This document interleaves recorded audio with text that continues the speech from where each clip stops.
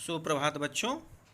Modern English school के e learning कार्यक्रम में आप सभी विद्यार्थियों का हार्दिक स्वागत है। मैं विपुल कुमार सिंह, आपका हिंदी शिक्षक, इस वीडियो के माध्यम से आप लोगों के समक्ष अलंकार व्याकरण के अलंकार पाठ को लेकर उपस्थित हुआ हूँ। बच्चों, इस वीडियो के पहले मैं एक वीडियो अलंकार का भेज चुका हूँ। इस वीडियो में हम लोग प्रारंभ करेंगे शब्दालंकार तो पहले हो चुका है, इसमें प्रारंभ करेंगे अर्थालंकार को। तो चलिए बच्चों, अर्थालंकार को प्रारंभ करते हैं। तो अर्थालंकार का सबसे पहले अर्थालंकार का हम परिभाषा पहले ही बता चुके हैं, उससे परिचय करवा चुके हैं। चलिए तो अब जानते हैं कि अर्थालंकार का कितने भेद हैं, है ना, वो तो भी जान ही गए हैं। ऐसे जान लेते हैं कि प्रमुख अलंकार जो है बच्चों 5 है। वैसे तो जो है आपका अर्थालंकार 120 125 के लगभग है, लेकिन मुख्य हम लोग को जिसमें पढ़ना है वो इसमें मुख्य 5 हैं। पहला है उपमा अलंकार, दूसरा है आपका रूपक अलंकार, तीसरा है उत्प्रेक्षा अलंकार, और चौथा है मानवीय अलंकार, और पांचवा है अतिशयोक्ति अलंकार। चलिए बच्चों, तो सबसे पहले हम उपमा अलंकार को पढ़ते हैं। उपमा अलंकार प्रारंभ करते हैं। उपमा है क्या? उपमा शब्द का अर्थ क्या होता है? तो बच्चों, उपमा का अर्थ होता है तुलना। उपमा का अर्थ क्या होता है? तुलना। अब चलिए बच्चों, इसका परिभाषा भी जान लेते हैं कि जब किसी व्यक्ति या वस्तु की तुलना किसी दूसरे व्यक्ति या वस्तु से की जाती है तो वहाँ पर उपमा अलंकार होता है। यानी कहने का तात्पर्य ये बच्चों कि जब किसी एक व्यक्ति या वस्तु की तुलना या समानता किसी दूसरे व्यक्ति या वस्तु से की जाती है तो वहाँ पर उपमा अलंकार होता है। अर्थात यहाँ पर उपमा दिया जाता है किसी को। देखते हैं बच्चों कि जो है आम बोलचाल में भी जो उपमा दिया जाता है, उदाहरण दिया जाता है, तो वही आज हम लोग को पढ़ना है। तो सबसे पहले बच्चों, उपमा अलंकार के कुछ प्रमुख अंग हैं, उस अंग को जान लेते हैं। तो बच्चों, उपमा अलंकार के प्रमुख 4 अंग होते हैं। सबसे पहले है उपमेय, दूसरा उपमान, तीसरा वाचक शब्द, और चौथा साधारण धर्म। चलिए बच्चों, तो सबसे पहले हम जानते हैं कि उपमेय क्या है। तो सबसे पहले उपमेय का अर्थ क्या होता है बच्चों? तो उपमेय मतलब उपमा देने योग्य। उपमेय का अर्थ होता है उपमा देने योग्य। अब चलिए इसका परिभाषा समझ लेते हैं बच्चों कि जिस वस्तु की समानता या तुलना किसी दूसरी वस्तु से की जा रही है तो वहाँ पर उपमेय होता है। अर्थात जिसकी तुलना की जाए उसे उपमेय कहा जाता है। चलिए उदाहरण के माध्यम से समझते हैं बच्चों। जैसे है कि चांद सा सुंदर मुख। क्या? चांद सा सुंदर मुख। तो बच्चों यहाँ पर देखिए, चांद सा सुंदर मुख जो एक कथन है, वाक्य है या काव्य पंक्ति है, इसको कहें तो इसमें जो है आपका उपमेय क्या है? तो इसमें उपमेय आपका हो जाएगा क्या? मुख। क्या हो जाएगा? मुख। तो बच्चों, इस तरह से हम अगला देखते हैं कि उपमेय क्या होता है, समझ गए। अब हम आगे बढ़ते हैं उपमान की ओर। तो बच्चों, आपका उपमान है। बच्चों, इसमें उपमान क्या है वो देख लेते हैं। उपमेय की उपमा जिससे दी जाती है। उपमेय की उपमा जिससे दी जाती है उसे उपमान कहा जाता है। अर्थात उपमेय की जिसके साथ समानता बताई जाती है उसे उपमान कहते हैं। हम इसको इस तरह से ही बोल सकते हैं बच्चों, है ना, कि जिससे तुलना की जाए, अर्थात जिस व्यक्ति या वस्तु से, है ना, उपमेय की तुलना की जाती है उसे ही उपमान कहते हैं। चलिए बच्चों, तो इसमें देखते हैं कि उदाहरण है चांद सा सुंदर मुख। चांद सा सुंदर मुख, इसमें चांद सा सुंदर मुख में आपका चांद जो है बच्चों उपमान है, क्योंकि यहाँ पर मुख की तुलना आपका चांद से कर रहा है। तो मुख आपका अभी अभी बताए थे कि उपमेय है, जबकि चांद क्या है बच्चों, उपमान है। बच्चों एक ही उदाहरण हम देते जा रहे हैं इसलिए ताकि आप लोगों को समझ में भली भांति आए और कोई तरह का दिक्कत ना हो। चलिए बच्चों, तो इसको आप समझ गए होंगे कि उपमेय की उपमा जिससे दी जाती है उसे क्या कहते हैं, उपमान कहा जाता है। अर्थात उपमेय जिसके साथ समानता, उपमेय की जिसके साथ समानता बताई जाती है उसे क्या कहते हैं, उपमान। ऐसे हम इस प्रकार भी कह सकते हैं कि उपमेय की तुलना जिससे की जाती है उसे हम, या जिस किसी व्यक्ति का तुलना जिस व्यक्ति या वस्तु से की जाए उसे ही उपमान कहते हैं। चलिए बच्चों, तो अब हम आगे बढ़ते हैं। आगे है आपका वाचक शब्द। क्या है, वाचक शब्द।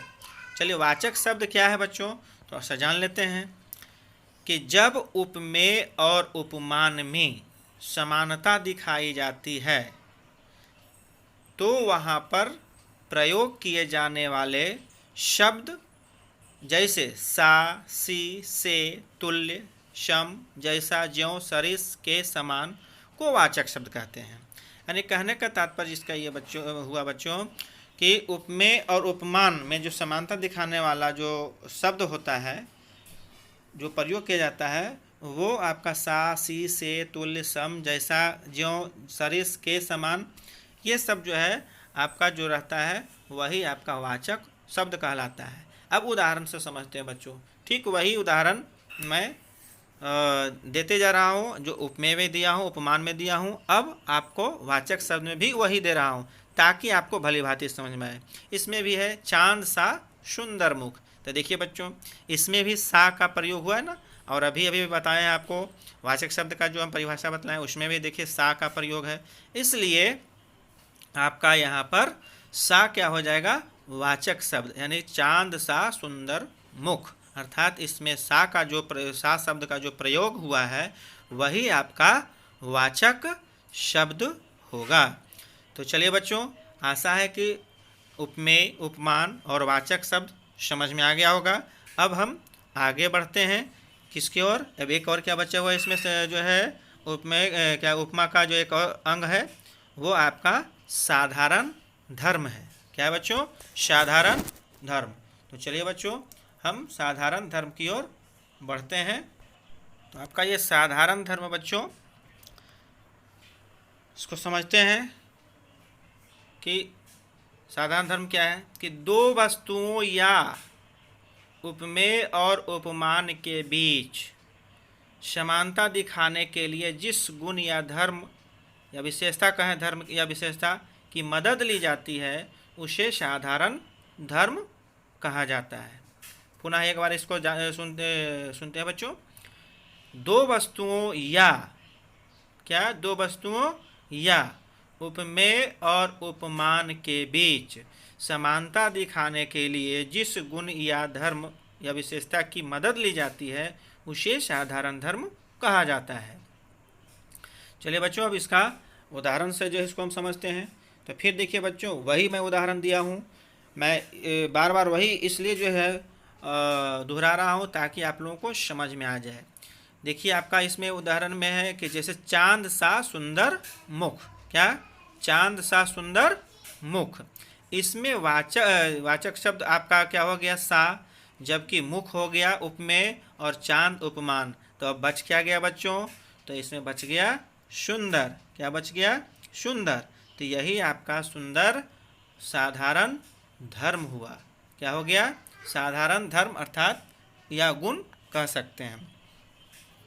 तो बच्चों इस तरह से हमने देखा कि उपमा अलंकार के जो चार अंग हैं, प्रमुख हैं, और ये होना चाहिए।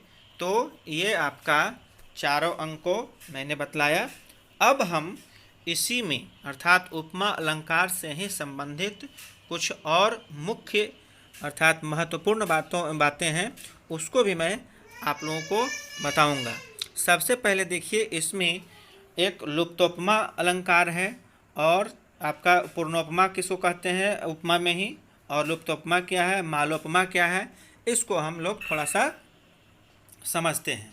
तो सबसे पहले बच्चों इसमें देखते हैं कि पूर्णोपमा अलंकार क्या है। तो जिस अलंकार में उपमा अलंकार के चारों अंग जैसे उपमेय, उपमान, साधारण, धर्म, धर्म और वाचक शब्द मौजूद हों उसे पूर्णोपमा अलंकार कहते हैं। क्या बच्चों? जिसमें ये चारों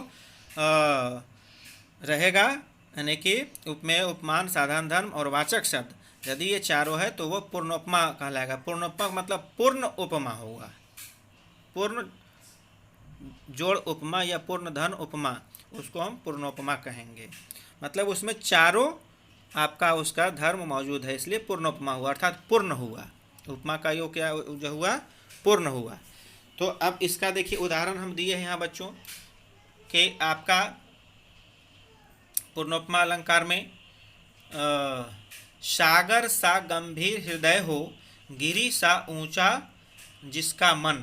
इसमें देखिए आपको बच्चों आपका क्या कहते हैं, वाचक शब्द भी है, उपमेय भी है, उपमान भी है और साधारण धर्म भी है, इसलिए ये क्या हो गया आपका पूर्णोपमा अलंकार हुआ। चलिए बच्चों, अब इसके बाद एक इसी से संबंधित दो और महत्वपूर्ण है आपका लुप्तोपमा और मालोपमा, इसको हम समझते हैं। बच्चों लुप्तोपमा अलंकार क्या है देखते हैं। लुप्तोपमा अलंकार है जिस उपमा अलंकार में उसके चारों अंग में से एक, दो या तीन अंग मौजूद नहीं हो, यानी एक अंग भी या दो अंग या तीन अंग, इसमें कोई भी अगर मौजूद ना हो, कोई भी चार में से कोई भी एक भी अगर जो है उसमें लुप्त हो अर्थात गायब हो या नहीं हो उस पंक्ति में, काव्य पंक्ति में या कथन में, तो आपको वो क्या कहलाएगा, लुप्तोपमा अलंकार कहलाएगा। अर्थात पुनः इसको देखते हैं बच्चों कि लुप्तोपमा अलंकार जिस उपमा अलंकार में उसके चारों अंग में जान रहे हैं बच्चों, वाचक, उपमेय, उपमान, वाचक शब्द और साधारण धर्म, यानी इस चारों अंग में से यानी कोई भी एक या अगर मौजूद ना हो तो वो क्या कहलाता है, लुप्तोपमा अलंकार कहलाता है। बच्चों इसको हम उदाहरण के माध्यम से समझते हैं। सबसे पहले इसका देखिए उदाहरण क्या है कि कल्पना सी अतिशय कोमल। कल्पना सी अतिशय कोमल, यानी यहाँ पर देखिए कल्पना सी अतिशय और कोमल, इसमें आपका क्या है, उपमेय नहीं है। क्या नहीं है बच्चों, उपमेय नहीं है। इसमें आपका देखिए क्या कहते हैं, अतिशय कोमल एक साथ है, अर्थात अतिशय मतलब होता है बहुत अधिक, है ना, कोमल मृदु, सी सा आपका वाचक शब्द है, कल्पना यह है, तो उपमेय आपका इसमें नहीं दिया हुआ है। अर्थात उपमेय की कमी के कारण अर्थात नहीं लुप्तता के कारण या लुप्त है या गायब है नहीं होने के कारण ये आपका लुप्तोपमा अलंकार हो गया। इसमें उपमेय नहीं है। अगर और एक या दो नहीं रहेगा तो भी लुप्तोपमा होगा, एक भी है तो भी लुप्तोपमा है। तो इस तरह से बच्चों आप लुप्तोपमा अलंकार समझ में आप लोग को आ गया होगा। चलिए अब इसका एक है आगे मालोपमा। क्या, मालोपमा अलंकार। बच्चों मालोपमा अलंकार क्या है, कि जिस उपमा अलंकार में उपमेय एक हो तथा उपमान अनेक हो। क्या, जिस उपमा अलंकार में उपमेय एक हो तथा उपमान अनेक हो उसे मालोपमा अलंकार कहते हैं। सबसे पहले देखिए बच्चों यहाँ पर हम उदाहरण देखते हैं कि काम सारूप प्रताप दिनेश सा, सोम साशील है राम महीप का। सबसे देखिए पहले बच्चों यहाँ पर जो है काम सा रूप, क्या है बच्चों, काम सा रूप, और आपका यहाँ पर प्रताप दिनेश शाह, सोम शासील, और यहाँ राम महिप का, राम जो यहाँ पर दिया हुआ है यही आपका क्या है, महिप का अर्थ होता है राजा, दिनेश मतलब दिन का, दिनों का जो है राजा, यानी सूर्य के कह सकते हैं दिन, दिनेश। सोम, सोम का मतलब होता है शांति देने वाला, यानी चंद्रमा। काम, कामना जिसको चमत्कारी रूप कह सकते हैं बच्चों। तो यहाँ पर काम सा रूप, यहाँ पर आपका देखिए साधारण धर्म, उपमान और वाचक शब्द, यानी कि ये जो है उपमान आपका क्या है, उपमान, साधारण धर्म और वाचक शब्द, ये जो है तीन तीन दिया हुआ है, जबकि उपमेय क्या है, एक ही है। इसलिए बच्चों यहाँ पर आपका ये मालोपमा अलंकार होगा। जैसा कि परिभाषा में बतलाए हैं बच्चों, क्या बतलाए हैं कि जिस उपमा अलंकार में उपमेय एक हो तथा उपमान अनेक हो उसे मालोपमा अलंकार कहते हैं। इसमें देखिए आपका उपमेय एक ही है और वो उपमेय क्या है, राम है, राम। और बाकी जो है काम, सा, रूप, इसमें देखिए वाचक शब्द और आपका क्या है, साधारण धर्म और क्या है, उपमान है। इसी तरह आपका है प्रताप दिनेश शाह, सोम शासील, तीनों में जो है उपमान, वाचक शब्द और साधारण धर्म है। तो इस तरह से आपका ये मालोपमा अलंकार हुआ बच्चों। तो आशा है कि आप लोग उपमा अलंकार को समझ गए होंगे, इसमें किसी प्रकार का दिक्कत नहीं हुआ होगा। चलिए बच्चों, तो अब हम अगले अलंकार की ओर बढ़ते हैं। तो पहला था उपमा, अब दूसरा है रूपक अलंकार। तो बच्चों आपका रूपक अलंकार ये रहा। सबसे पहले हम रूपक अलंकार क्या है इसके संबंध में जानते हैं बच्चों। बच्चों इसको देखिए, रूपक अलंकार जब काव्य पंक्ति में गुण की अत्यंत समानता के कारण उपमेय को ही उपमान बता दिया जाए, उपमेय को ही उपमान बता दिया जाए, यानी उपमेय और उपमान का अभेद आरोप कर दिया जाए, या हम कह सकते हैं इसको कि उपमेय को ही उपमान बता दिया जाए, यानी कि उपमेय और उपमान में कोई अंतर नहीं बताया जाए, अर्थात उपमेय और उपमान में अभिन्नता दर्शाई जाए, तब वह रूपक अलंकार कहलाता है। फिर से एक बार बच्चों, कि जब काव्य पंक्ति में गुण की अत्यंत समानता के कारण उपमेय को ही उपमान बता दिया जाए, या उपमेय में उपमान का अभेद आरोप किया जाए, या हम कह सकते हैं कि उपमेय और उपमान में अभिन्नता अर्थात कोई अंतर नहीं दर्शाया जाए, नहीं बताया जाए, तब उसे हम रूपक अलंकार कहते हैं। इसको इस तरह से भी कह सकते हैं बच्चों कि रूपक अलंकार में उपमान और उपमेय में कोई अंतर नहीं दिखाई पड़ता, अर्थात दोनों को समान मान लिया जाता है, एक ही जैसा, एक ही रूप में देखा जाता है, दोनों में कोई अंतर नहीं होता है।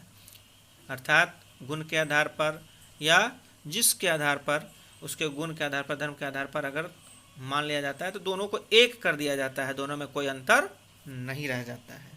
चलिए बच्चों, इसको हम उदाहरण के माध्यम से समझते हैं बच्चों। इसमें देखिए कि वन सारदी चंद्रिका चादर ओढ़े। सबसे पहले देखिए बच्चों यहाँ कि वन सारदी चंद्रिका चादर ओढ़े, तो इसमें देखिए कि यहाँ चांद की रोशनी को चादर के समान न बताकर चादर ही बता दिया है। यहाँ पर वन सारदी जो है, वन सारदी चंद्रिका चादर ओढ़े, यानी कि वन सारदी चंद्रिका चादर, मतलब चंद्रिका और चादर में कोई अंतर नहीं किया है। चंद्रिका उपमेय इसमें है बच्चों, और चादर क्या है, उपमान है।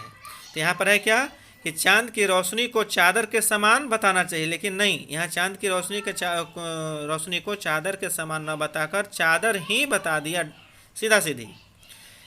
तो इसलिए यहाँ पर उपमेय और उपमान में कोई अंतर नहीं है, अभिन्नता नहीं है, इसलिए यहाँ पर ये क्या हो गया, रूपक अलंकार हो गया। चलिए अगला है बच्चों, और इसका उदाहरण लेते हैं। पायो जी मैंने राम रतन धन पायो।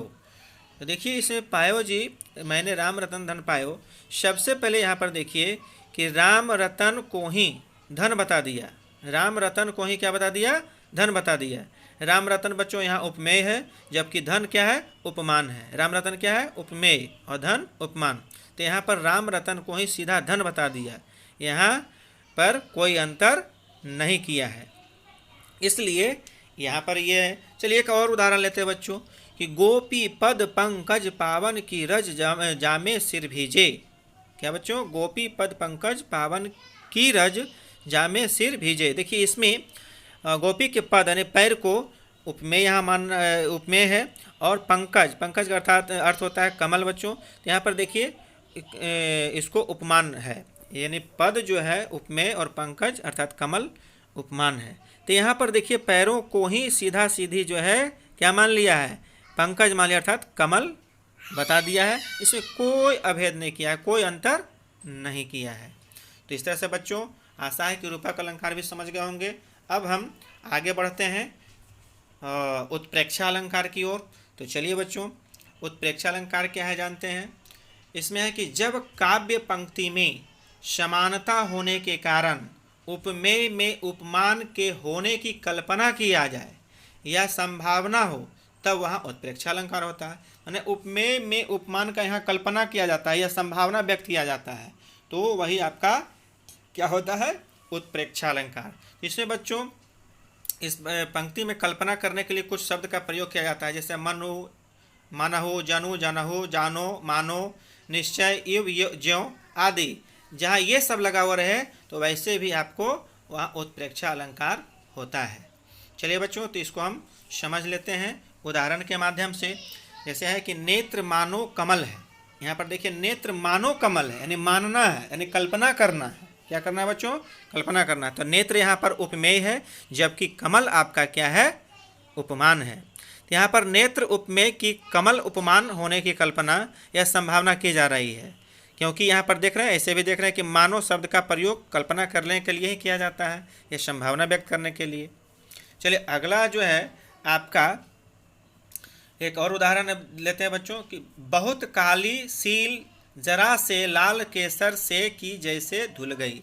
देखिए बच्चों यहाँ पर आपका क्या है कि जैसा उदाहरण में कि बहुत काले पत्थर की जरा से लाल केसर से धुलने की कल्पना की गई है। मतलब जरा सा केसर है और उसमें बहुत सारा पत्थर है जो उसके जो है उसे धुल गया है, यानी लाल हो गया है।